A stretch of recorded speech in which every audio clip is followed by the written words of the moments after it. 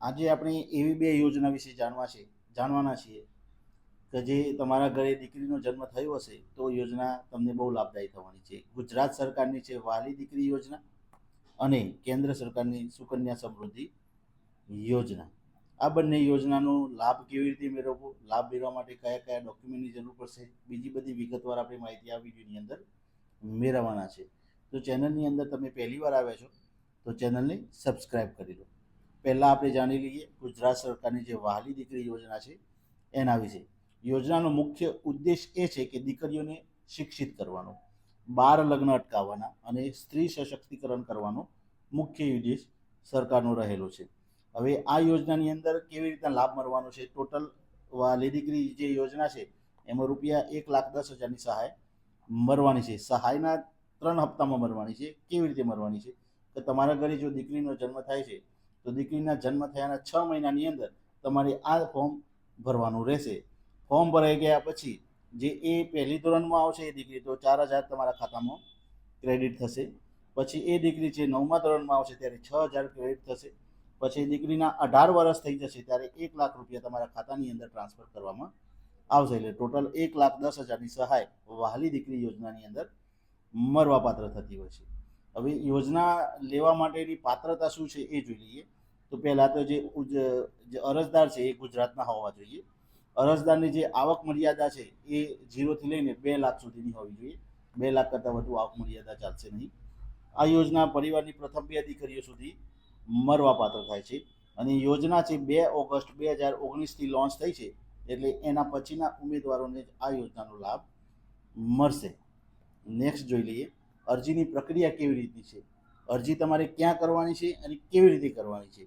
તો અરજી આ યોજના માટેની ઓફલાઈન અરજી સ્વીકારવામાં આવતી હતી. અત્યાર સુધીમાં યોજના ઓફલાઈન હતી, હવે ઓનલાઈન કરી દેવામાં આવી છે. યોજના ક્યાં થશે તે તમારા મહિલા અને બાળ વિકાસનો વિભાગનો સંપર્ક કરવાનો છે. ધારો કે તમે જે એરિયામાં રહો છો ત્યાં આંગણવાડી કેન્દ્ર ચાલે છે તો ત્યાં પણ આ ફોર્મ ભરાવાનું છે અને તમે મામલતદાર કચેરીના અંડરમાં આવો છો તો મામલતદાર કચેરીએ પણ આ ફોર્મ ભરાવાનું શરૂ જ રહેવાનું છે. અને વધુ માહિતી લેવી હોય તો અહીંયા myscheme.gov.in ની વેબસાઇટ પર જઈને મેળવી શકો છો. આ તો થઈ વહાલી દીકરી યોજનાની વાત. હવે આપણે વાત કરવાની છે સુકન્યા સમૃદ્ધિ યોજનાની વાત. હવે આ યોજનાની અંદર પર્ટિક્યુલર તમારે પૈસાનું રોકાણ કરવાનું છે અને એ રોકાણ 21 વર્ષના અંતે તમને પાછું ચૂકવવામાં આવશે. હવે જાણી લઈએ સુકન્યા સમૃદ્ધિ યોજના છે. આ જે યોજના છે કેન્દ્ર સરકારની છે. કેન્દ્ર સરકારની નાની બચત યોજના છે જે બેટી બચાવો બેટી પઢાઓ અભિયાન હેઠળ શરૂ કરવામાં આવી છે. યોજનાની અંદર લાભ છે કેવી રીતે મળવાનો છે. એક રોકાણ યોજના છે જેમાં દીકરીનું નામનું ખાતું ખોલાવવાનું છે અને તમે એ ખાતાની અંદર ચોક્કસ મુદત પ્રમાણે બચત કરી શકો છો. હાલમાં જે વ્યાજનો દર છે એનો 8.2% છે. વ્યાજનો દર છે ઉપર નીચે થઈ શકે છે સમયાંતરે. આવકવેરાનો કાયદાના ટેક્સમાં છૂટછાટ મળે છે એટલે જો તમે આવકવેરો ભરો છો તો એસસીડીની અંદર તમને આ છૂટછાટ મળવાપાત્ર થવાની છે. દીકરીના જો 18 વર્ષ થશે ત્યારે 50% રકમ તમને ઉપાડી શકાય છે અને દીકરી જ્યારે 21 વર્ષની થશે ત્યારે બધી રકમ તમે ઉપાડી શકવા માટે પાત્રતા ધરાવો છો. હવે આ યોજના માટેની જે પાત્રતા છે જોઈએ. દીકરીની ઉંમર 10 વર્ષથી ઓછી હોવી જોઈએ. ત્યાં સુધીમાં આ યોજના છે શરૂ કરી દેવાની છે. તમારે ખાતું ખોલાવવાનું રહેશે. કોઈ પણ પોસ્ટ ઓફિસ અથવા તો બેંકમાં આ ખાતું ખોલાવી શકાય છે. એક નાણાકીય વર્ષમાં ઓછામાં ઓછા ₹250થી લઈ ₹1.5 લાખ સુધી તમે જમા કરી શકો છો. એક વર્ષની અંદર મિનિમમ 250 અને વધુમાં વધુ 1.5 લાખ તમે ખાતાની અંદર જમા કરાવી શકો છો.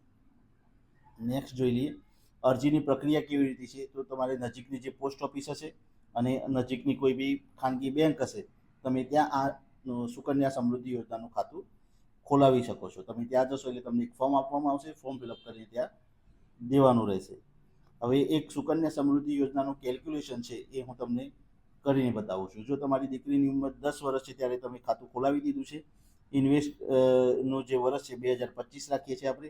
હવે એન્યુઅલ ઇન્કમ એટલે એ ટોટલ તમે વર્ષની અંદર ₹1,00,000 રોકો છો તો એ 21 વર્ષે એ કેટલા થશે એ આપણે જોઈ લઈએ. ટોટલ 21 વર્ષ થયા પછી એ ₹47,88,079 બની જશે. તમારું ટોટલ જે ઇન્વેસ્ટ થયા હશે 21 વર્ષની અંદર એ ₹15 લાખ રહેશે અને મેચ્યુરિટી યર 2046 રહેશે. ઇન્વેસ્ટ અર્ન એટલે ટોટલ 32 લાખનો તમને ફાયદો થશે. એટલે સુકન્યા સમૃદ્ધિ યોજના છે એ જે વ્યાજનું પણ ચક્રવૃદ્ધિ વ્યાજ તમને મળવાપાત્ર થતું હોય છે. જો ખ્યાલ ના આવ્યો બંને યોજના વિશે તો તમે કોમેન્ટની અંદર જણાવી શકો છો, હું તમને ચોક્કસથી રિપ્લાય આપીશ. બરાબર, તો ચેનલની અંદર તમે પહેલી વાર આવ્યા છો તો ચેનલને હમણાં જ સબસ્ક્રાઈબ કરી લો. Thank you.